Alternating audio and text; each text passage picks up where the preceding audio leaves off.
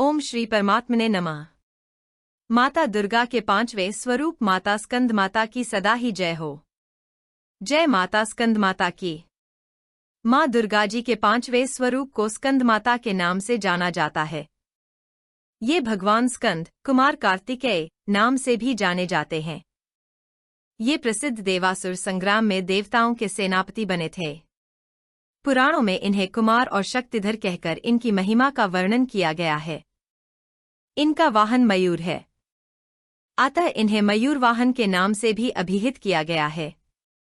इन्हीं भगवान स्कंद की माता होने के कारण माँ दुर्गा जी के इस पांचवें स्वरूप को स्कंद माता के नाम से जाना जाता है। इनकी उपासना नवरात्रि पूजा के 5वें दिन की जाती है। इस दिन साधक का मन विशुद्ध चक्र में अवस्थित होता है। इनके विग्रह में भगवान स्कंदजी बाल रूप में इनकी गोद में बैठे होते हैं। स्कंद मातृस्वरूपिणी देवी की 4 भुजाएं हैं। ये दाहिनी तरफ की ऊपर वाली भुजा से भगवान स्कंद को गोद में पकड़े हुए हैं और दाहिनी तरफ की नीचे वाली भुजा जो ऊपर की ओर उठी हुई है उसमें कमल पुष्प है। बाईं तरफ की ऊपर वाली भुजा वरमुद्रा में तथा नीचे वाली भुजा जो ऊपर की ओर उठी है उसमें भी कमल पुष्प ली हुई हैं। इनका वर्ण पूर्णतः शुभ्र है।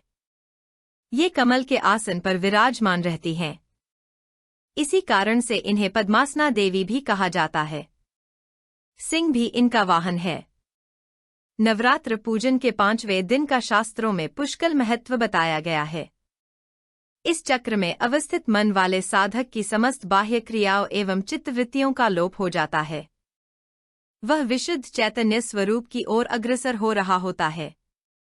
उसका मन समस्त लौकिक सांसारिक मायिक बंधनों से विमुक्त होकर पद्मासना मां स्कंद माता के स्वरूप में पूर्णतः तल्लीन होता है। इस समय साधक को पूर्ण सावधानी के साथ उपासना की ओर अग्रसर होना चाहिए। उसे अपनी समस्त ध्यान वृत्तियों को एकाग्र रखते हुए साधना के पथ पर आगे बढ़ना चाहिए। मां स्कंद माता की उपासना से भक्त की समस्त इच्छाएं पूर्ण हो जाती हैं। इस मृत्युलोक में ही उसे परम शांति और सुख का अनुभव होने लगता है। उसके लिए मोक्ष का द्वार स्वयमेव सुलभ हो जाता है। स्कंद माता की उपासना से बालरूप स्कंद भगवान की उपासना भी स्वयमेव हो जाती है। यह विशेषता केवल इन्हीं को प्राप्त है, अतः साधक को स्कंद माता की उपासना की ओर विशेष ध्यान देना चाहिए। सूर्यमंडल की अधिष्ठात्री देवी होने के कारण इनका उपासक अलौकिक तेज एवं कांति से संपन्न हो जाता है। एक अलौकिक प्रभामंडल अदृश्य भाव से सदैव उसके चतुर्दिक परिव्याप्त रहता है। यह प्रभामंडल प्रतिक्षण उसके योगक्षेम का निर्वहन करता रहता है। अतः हमें एकाग्र भाव से मन को पवित्र रखकर मां की शरण में आने का प्रयत्न करना चाहिए। इस घोर भवसागर के दुखों से मुक्ति पाकर मोक्ष का मार्ग सुलभ बनाने का इससे उत्तम उपाय दूसरा नहीं है। सिंहासंगता नित्यम पद्माश्रित करद्वया शुभदास्तु सदा देवी स्कंद माता यशस्विनी। जय माता स्कंद माता की। जय माता स्कंद माता की।